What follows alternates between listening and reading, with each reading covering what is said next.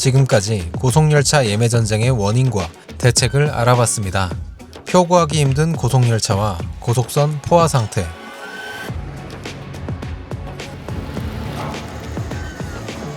예매전쟁 해결을 위한 열차 추가 도입, 대체 노선, 열차 제어 시스템, 궤도 개량, 표정 속도, 다른 나라의 운영 시스템까지. 남아있는 과제는 고속열차를 보다 효율적으로 운영하는 것. 정차역이 너무 많아지면 고속열차로서의 존재 가치가 흐려지고 말 것입니다. 그래서 이번에는 각 분야에 있는 전문가에게 고속열차 정차역 문제에 대해 물어봤습니다. 우선 그 KTX 정차역을 결정하는 거는 정부의 기본 계획, 그리고 기본 건설 계획, 그 다음에 역사 건설 계획 등이 종합적으로 고려돼 가지고 정차역이 기본으로 설정이 됩니다. 그리고 나서 이제 개통 계획이 수립되는 시점에 열차 정차역을 설정을 하게 되는데, 이제 기본 계획이 설정되지 않은 역들이 이제 주로 정차 요구가 들어온다고 보시면 되는데, 두 가지 형태가 있다고 보시면 됩니다. 첫 번째는 중간에 통과하는 역이지만 기본적으로 KTX 정차가 가능한 각종 설비라든지 어떤 역 정거장의 어떤 설비가 갖춰져 있는 역이 있는 경우가 있을 수도 있고, 아니면은 그러한 설비가 전혀 갖춰져 있지 않는데 정차를 해달라고 하는 그런 곳이 있을 수가 있습니다. 최근에는 이제 승강장 길이 같은 것이 가장 좀 큰 문제가 되고 있고요. 일부 역에서는 지자체에서 비용 부담을 통해 가지고 승강장이라든지 각종 여건을 모두 맞춰 놓은 다음에 그 정차역에 대한 타당성을 정부나 저희 코레일에 요구하는 경우가 있습니다. 그런 정차에 필요한 설비라든지 여건이 갖춰져 있는지 여부를 먼저 살피는 게 맞을 것 같고요. 막상 열차가 이미 기본 세팅이 되어 있는 상태에서 중간에 열차가 정차가 되었을 때 아무래도 저희가 선로 용량에 한계가 있다 보니까 앞서가는 열차와의 뭐 대피라든지 간격 유지라든지 이런 것들 때문에 좀 수용이 어려운 그런 사례가 굉장히 좀 많이 발생을 하고 있기 때문에 이런 것들을 종합적으로 고려해서 만약에 되는 곳에는 되는 곳이라고 말씀을 드리지만 좀 어려운 곳은 어렵다고 말씀을 드릴 수밖에 없는 게 지금 현실입니다. 고속열차 혹은 중고속열차가 지나치게 많이 정차하는 게 사실은 교통 관점에서도 그렇게 바람직하지만 않잖아요. 정차역에 이제 하면서 한 번 서면 설수록 거기에 따라서 이제 정차 시간이나 이런 시간들이 굉장히 많이 늘어나는, 그러니까 운영의 비효율성이 좀 생길 수가 있습니다. 그래서 이게 비단 이제 이 고속선에 뿐만이 아니라 일반적으로 GTX나 이렇게 고속이 붙는 거에는 전부 다 이런 것들이 이제 나오게 되는데, 그렇게 되면 이제 운영의 비효율성이나 이제 기존에 이제 이용하던 사람들이 불편함을 느끼게 될 수가 있거든요. 정차역 같은 경우가 하나가 더 쓴다 그러면은 마냥 이게 수요가 많이 늘었긴 하지만, 일반적으로 이제 정차역이 하나 더 서면은 그럼으로 인해서 정착들이 이제 많이 쓰다 보니까 이제 고속이 아니라 이제 일반 이제 저속의 열차가 될 수 있기 때문에 수요는 오히려 또 감소할 수도 있을 것 같고요.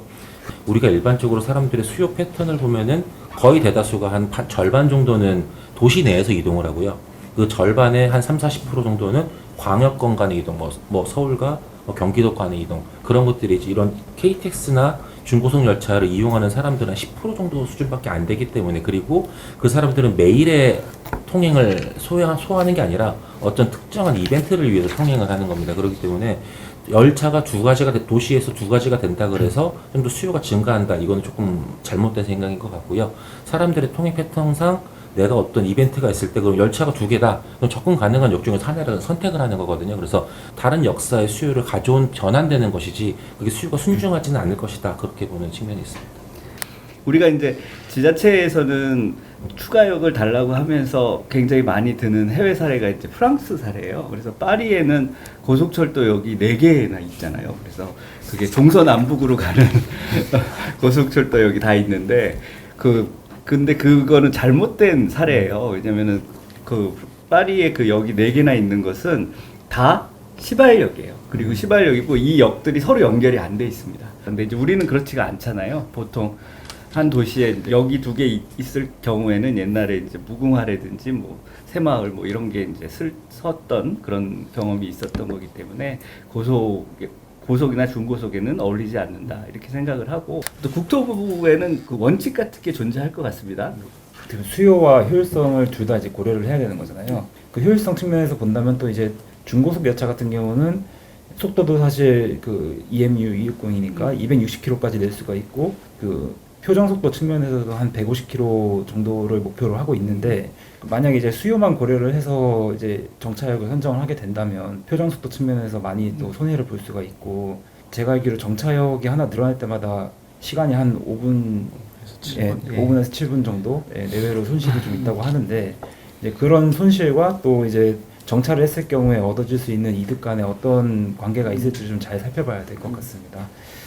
지역에서는 또 지역만의 나름대로의 또 이유가 있을 것이고 또 뭐 당위성 같은 걸 주장을 할 수가 있지만 전반적인 어떤 국가 철도망 관점에서 봤을 때 이제 준고속열차의 역할을 수행을 하려면 어떤 정차역을 선정을 해야 되는지에 대한 고민이 뭐 계속 이어지고 있는 것 같습니다. 방금 그 서기관님 말씀을 굉장히 공감을 하고 있습니다. 왜냐면 이제 사실은 이번에 그 중앙선 쪽에가 되게 선로 컨디션이 청량리에서 망호까지 제가 조사를 해보니까 거기가 이제 편도 우리가 슬롯이라고 하는데 163회 중에서 158회가 쓰이거든요. 6회가 여유가 있는 게 아니라 시간대별로 분배를 하다 보니까 프라임 타임 때는 예를 들어서 열차를 하나 집어넣으면 열차를 하나 빼야 되는 그런 구조이고요. 그리고 이제 그러다 보니까 거기에 이제 혼용 운행을 사실은 저희가 철도에서는 좀 자제를 해야 되는데 그 중앙선이나 이런 구간들에 대해서는 화물열차, 전동열차, 뭐 KTX, 일반 열차 이 4개 열차가 그냥 혼용해서 다니다 보니까 속도 컨디션이 다 다르고 열차의 정차 패턴, 운행 패턴이 다른 상황에서 이 한 개 열차가 정차를 했을 때 그 다음 열차가 따라오는 구조, 아까 말씀드린 것처럼 대피를 해야 되고 어떤 경우에는 전철이 대피를 해야 되는 거냐, KTX가 대피를 해야 되는 거냐는 가치에도 우선을 둬야 되는 굉장히 좀 어려운 여건의 컨디션이다 보니까 근데 공사 입장에서는 굉장히 좀 그 선로 용량이 좀 혼잡된 구간에서 열차를 운행하기 상당히 어려움이 있는 건 사실입니다. KTX 이음에 대한 정차역 요구가 많은 거잖아요. KTX는 정차역 요구가 많지 않습니다. 그러니까 고속철도는 고속철도 법에 따라서 국가철도망이 무조건 반영이 돼야 되고 그 다음에 이제 그거를 국가가 주도해서 해야 되는 건데 이거는 일반 철도다 보니까 지자체가 뭐 상위 계획에 대한 반영 조건도 조금 더 상대적으로 해볼 만한 거죠. 그러니까 이제 이 건설 요구가 되게 많은 것 같고 그러니까 일반 철도 같은 경우는 왜 지자체가 더 이렇게 많이 요구를 하냐면은 재원 분담에서 상대적으로 자유롭기 때문에 그렇습니다. 그러니까 만약 지자체가 요구해서 지자체 건설비를 댄다고 하더라도 향후에 벌어지는 운영비 자체에 대한 부담이 없기 때문에 일반 철도이기 때문에 자기가 지자체 스스로가 건설비만 대면은 이제 끝이다라고 하는 게 있어서 수요나 이런 것들을 좀 더 면밀하게 보지 않고 좀 요구하는 부분이 있는 것 같아서 저는 이게 상위 계획에서 이제 반영돼서 국가 차원에서 전체 철도 네트워크 차원에서도 어떤 역들이 가능할 것이냐, 기술적으로도 가능하고 효율적으로 가능할 것이냐 생각하는 것도 중요하다고 생각을 하고요. 그리고 두 번째로는 이제 재원 분담 부분인데 이게 광역철도 같은 경우는 지자체가 일부 부담을 하게 돼 있습니다. 그래서 이게 보면은 건설비도 내고 운영비도 계속 내겠다는 거예요. 근데 운영비를 낼 때도 지자체가 이제 운영비를 내려고 하면 당연히 수요가 있으면 돈을 낼 수가 있겠죠. 근데 그게 지자체 입장에서는 우발채무로 잡히기 때문에 우발채무라는 거니까 정산이 바로 안 돼요. 그러니까 지자체 재정 건전성에 굉장히 악영향을 미치는 거거든요. 근데 그게 1년을 낼지 30년을 낼지 40년을 낼지 모르는 겁니다. 평생 내야 되는 거예요. 이게 평생 내야 되는 거기 때문에 그러한 어느 정도의 책임감과 이런 걸 좀 지어주면은 이런 좀 무분별한 좀 요구나 이런 것들이 좀 없을 것 같다고 생각이 되고요. 국토부나 아니면 철도공사 입장에서도 최소한 수요가 비용보다 얼마나 커야지 아니면 최소 수요는 이 정도는 돼야지 역사를 해줄 수가 있다라는 좀 어느 정도 기준이 있고 하게 되면 조금 더 무분별한 요구나 이런 것들을 막을 수 있다고 생각을 합니다. 오늘도 장기적으로는 교수님 말씀하신 것처럼 좀 사실 이거를 지자체에서도 조금 더 어떻게 보면 앞으로 계속 비용이 들어가는 문제이다 보니까 좀 더 책임감 있게 분석을 할 필요가 있을 것 같고 또 우발채무인 경우에는 또 확실히 더 지자체 부담이 많이 될 수 있기 때문에 그 지자체에서도 이런 비용적인 문제를 좀 더 이런 측면을 잘 인지를 하고 이제 그 정차역 선정에 참여를 하는 것이 좋겠다는 생각이 좀 듭니다. 현실적으로 누구나 상식적으로 보더라도 한번 정차역으로 결정되면 그 다음부터 노력보다는 유지 또는 그냥 자연스럽게 증가를 요구하는 게 자연스러운 심리인 것 같아요. 그래서 뭐 거기에 이제 승차 인원이 사실은 적은 게 뭐 철도공사나 뭐 SRT의 어떤 마케팅 좀 부족일 수도 있겠지만 어떤 연계교통의 부족이라든지 주차장이라든지 뭐 이런 같이 좀 노력을 해야 된 부분을 좀 소홀히 하는 부분이 있을 수 있거든요. 그래서 그런 부분들이 있을 때는 아까 말씀드린 것처럼 좀 정차역으로 결정된 이후에도 지자체는 계속적으로 철도 이용 활성화를 위해서 노력을 해야 되고, 또 이제 개통을 하고 나서 정차를 했는데 네. 그거에 대한 연계교통에 대한 미흡에 대한 부분을 저희한테 따지시는 분들도 있으세요. 맞아요. 왜냐하면 철도 이용자들은 이제 저희가 종합적으로 한다고 생각하고 정부 국토부에서 종합적으로 한다고 생각하는데, 알고 보면 지자체에서 하다못해 버스 정류장이 이렇게 지나갈 거를 역을 들려서 가게 한다든지 사실 이러한 노력들이 좀 필요하거든요. 근데 그러한 것들이 조금 부족해서 내렸는데 택시도 없다, 버스도 없다, 그래서 저희 쪽에다가 따지시는 분들도 있으셔서 저희도 답답한 부분이 있기 때문에 네. 우리가 이제 정차역 같은 거 요구를 하게 되면은 운영 중인 노선에 대해서 수요 검증 위원회를 하면은, 저도 검증위원회 많이 가봤는데 반려를 할 수가 없어요. 동의 혹은 뭐 유보, 재검토, 반려란이 없어요. 그러니까 너무 허황됐는데 승인 아니면은 재검토만 있는 거예요. 반려가 없는 거예요. 이게 전문가들이 모여가지고 요거는 우리가 철도망을 생각했을 때 아닌 것 같은 사업인데 재검토만 있으니까, 그럼 재검토를 하면 3개월 뒤에 또 불러요. 그럼 또 해. 그럼 또 재검토를 하면 또 3개월 뒤에 또 불러요. 이게 또 해. 그러니까 지자체가 포기만 안 하면 세울 수가 있다는 거예요. 이게 보면 수요 재검증 위원회까지만 가면은 인내심을 가지고 인내심을 가지고 지치지 않고 몇 년을 하면, 왜냐면 그 수요검증 위원회 위원들도 바쁜데 모였잖아요. 근데 그거를 계속 부르잖아요. 그러면은 이제 그만 해줄까 이런 생각도 든다고요. 어느 정도 이렇게 조금씩 보완이 되는 것 같으니까. 그래서 저는 이게 제도적으로 이렇게 반려가 있었으면 참 좋겠다. 네.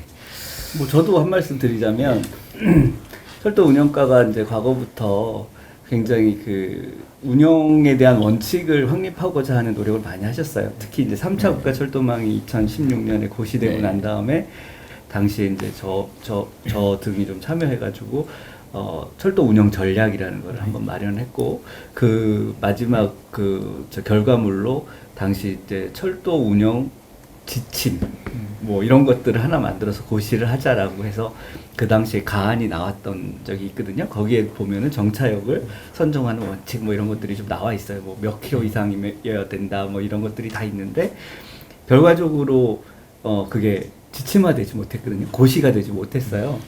아마 내년에 5차 국가 철도망이 또 고시가 될 텐데 10년 늦어지긴 했지만 이번에는 좀 그런 것들을 좀 정립을 잘 하셔서 고시를 공식적으로 해 놓으시면 좋지 않을까, 가볍지 않을까 이런 생각도 합니다. 그래서 그 부분에 대해서도 한번 재검토를 요청드립니다. 말씀하셨던 게 한 거의 이제 10년 가까이 돼가는 것 같은데, 그 10년 전과 지금의 철도 환경은 또 다르잖아요. 이음이 다니고 있는 그 뭐 부산이나 울산 지역 같은 경우도 지금은 이제 광역철도도 다니고 있고 일반 철도도 여러 개가 다니고 있고, 이제 그런 여러 열차들이 다니고 있는 가운데 어떤 수요와 효율성을 종합적으로 좀 균형을 맞춰간다는 것이 사실은 어떻게 보면 지금이야말로 이제 좀 원칙이 필요할 때가 아닌가 하는 생각이 듭니다. 그래서 한번 잘 검토해보도록 하겠습니다. 네. 이런 정차 요구는 이게 많아서 골치 아픈 게 아니라 나름대로 철도에 대한 어떤 국민들의 시각이 굉장히 좋아졌다는 반증일 수도 있거든요. 그래서 이거를 꼭 나쁜 것으로 보기보다는 이런 요구들을 어떻게 잘 조합해서 가장 좋은 정책 결정을 할 것인가, 그리고 그 정책 결정을 어떻게 지원할 것인가, 그런 것들을 공유하는 자리가 된 것 같습니다.